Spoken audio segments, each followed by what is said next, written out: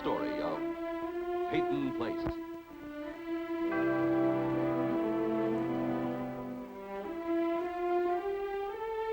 Starring Dorothy Malone as Constance Mackenzie, Warner Anderson as Matthew Swain, Ed Nelson as Michael Rossi, Mia Farrow as Allison Mackenzie, Ryan O'Neill as Rodney Harrington, and Barbara Parkins as Betty Anderson.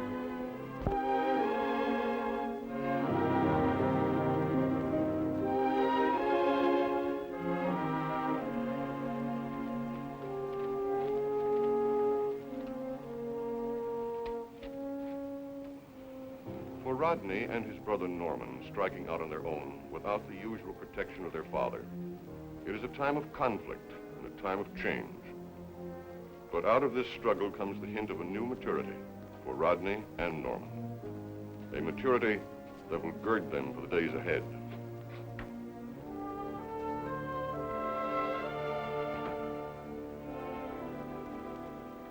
It's from Dad. Oh, yeah? Where is he? He's on his way to Switzerland. He sure gets around. He's not having fun, though. I didn't say he was. He says it's raining a lot. Big deal.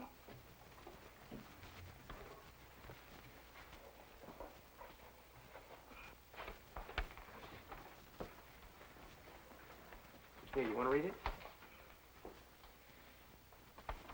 No. This was in the letter, Norm. Dear Norman, if I remember correctly, there's always a party after graduation from high school.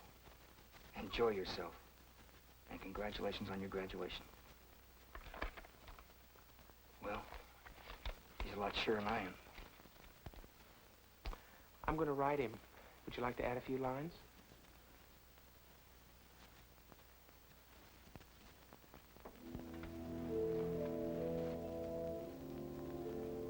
No.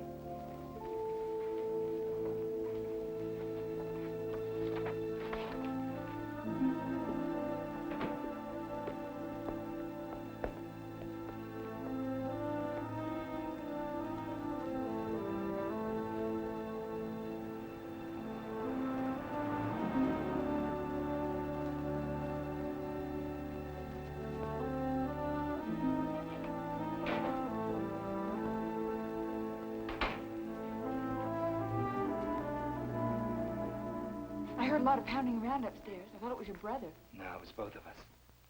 Aren't you going to be late for school? Nope. Besides, I wouldn't miss your debut. You know, last night I kept thinking about when I wake up in the morning. You'd be right downstairs. Yeah, behind the fountain. Oh, well, it's a big improvement on the dime store. Yep, you got a whole fountain all to yourself.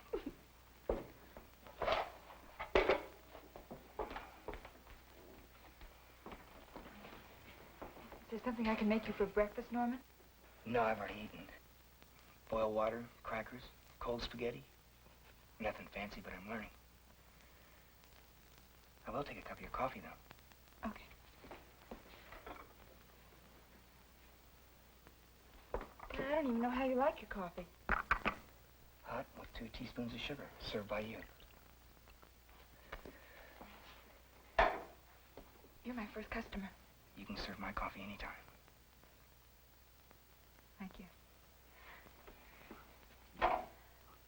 You sure you're going to go through this night school? Well, I think we're just working here part-time and then studying part-time. Yeah, I think I can. That is, if you keep telling me I can. Are you going to get your diploma at graduation? It might mean losing my individuality, but I think I'll get one.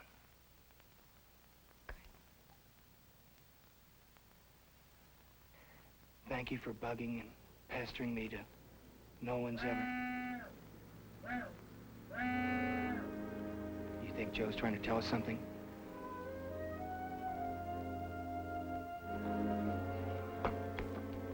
Norman.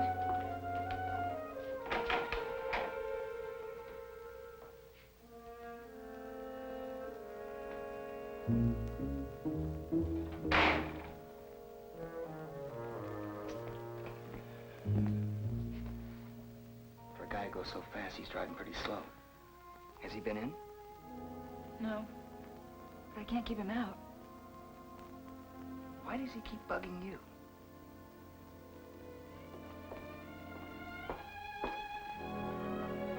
Rita, I don't want any long history. Well, I knew him before Before you went with Kitch? before Joe went away. But I don't But want you're not seeing him now. No. No, I'm not. Because you're seeing me. Yes. Rita, if they bother you, just let me know. I mean it, Rita. And I don't want any long speeches about making trouble. Because if you do, I'll complain about your coffee.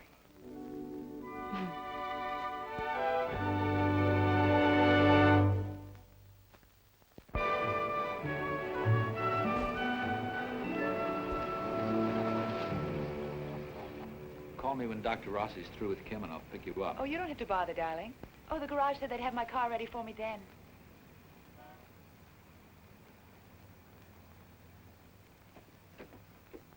Bye-bye. Goodbye. Bye-bye, darling. Kim! Kim! Kim.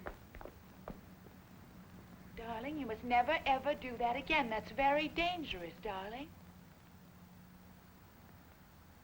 Hello, Mrs. Schuster. Hello, Allison.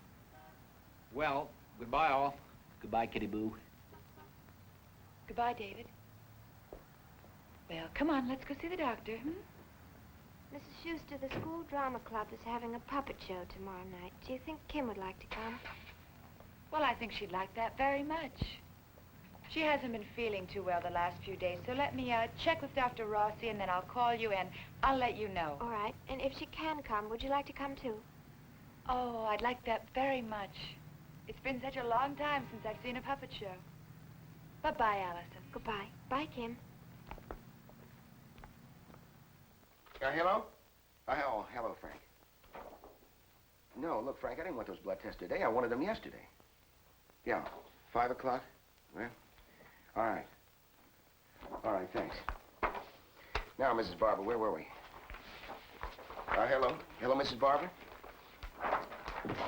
Hello? Hello? Hello. Hello? Hello. Hello, Dr. Rossi. Well, she hung up. Well, I suppose my phone side matter needs a little to be desired. I'm terribly sorry not to have called you. I hope you can take us. Oh, sure. Kim started to cough last night, and I got worried about her. I think she's coming down with a cold. Well, we'll have to take a look at that, huh, Kim?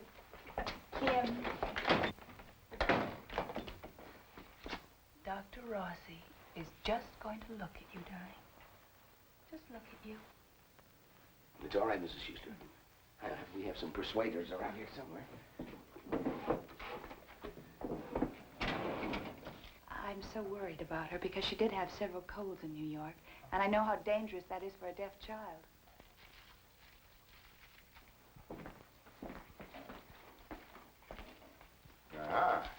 All right. Take one. That's my favorite, too. Come on. Now, if you'll just give me the name and the address of Kim's doctor in New York, I'll have the records transferred of here. Oh, yes, of course. I brought it with me, Dr. Rossi. Oh, fine. We'll just put it down there. Oh, if you excuse me for just a minute to take Kim in there and undo the top of her dress, huh? All right, Dr. Rossi. Come on. Dr. Rossi's office. Oh, hello, Mrs. Barber. No, I'm sorry. I didn't hang up on you. Well, I suppose somehow we got disconnected. Well, fine. Well, it's a pleasure for me to finish the conversation with you, too, Mrs. Barber. Yes, thank you. Well, I'm afraid your husband is to blame for that. David, why? Well, ever since his great secretary raid, I spent all my time on the telephone explaining to irate patients how they've been disconnected. Now, you want to open your mouth wide and say, ah, please? Well, a little wider than that, huh? David said that he was hiring a new secretary, but I had no idea that Mrs. Anderson had worked for you. Well, she did it more as a favor to me than anything else. Well, that sucker's gonna have to wait a while now. Do your ears bother you? Which one? All right, let's take a look in there, huh? Hello, down in there. Now, does the other one hurt you? Well, let's look at it anyway. Mm-hmm. All right, now you can let down the top of a dress, please. All right.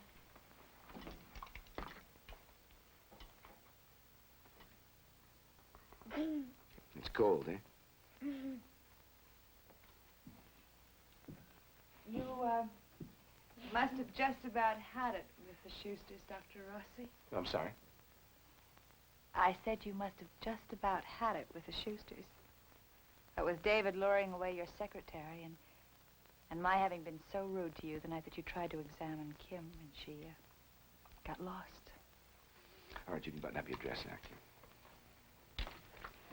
I never confused concern with rudeness, Mrs. Schuster.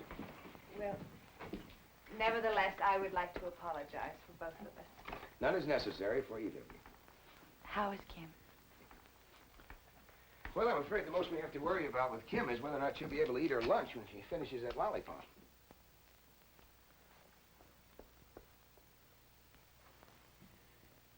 Oh, button up. Which ear was it you said was hurting you? Before you told me it was the other ear.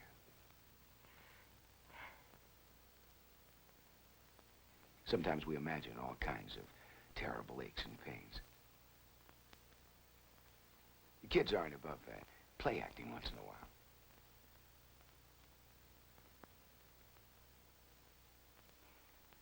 Especially when they have such a gullible audience. She does have her reasons, though, I suppose. Well, I suppose she thinks she does. Has she talked yet? No, not to us. Allison Mackenzie says that she has spoken to her doll, to her bed, to the floor, but not to us.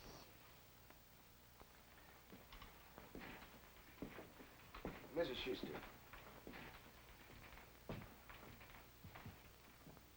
Yes, Dr. Rossi. What is really troubling Kim? Well, I suppose it's coming to Peyton Place. It's a new environment. Everything is new. Her home, her bed. I mean, over and above that. Nothing.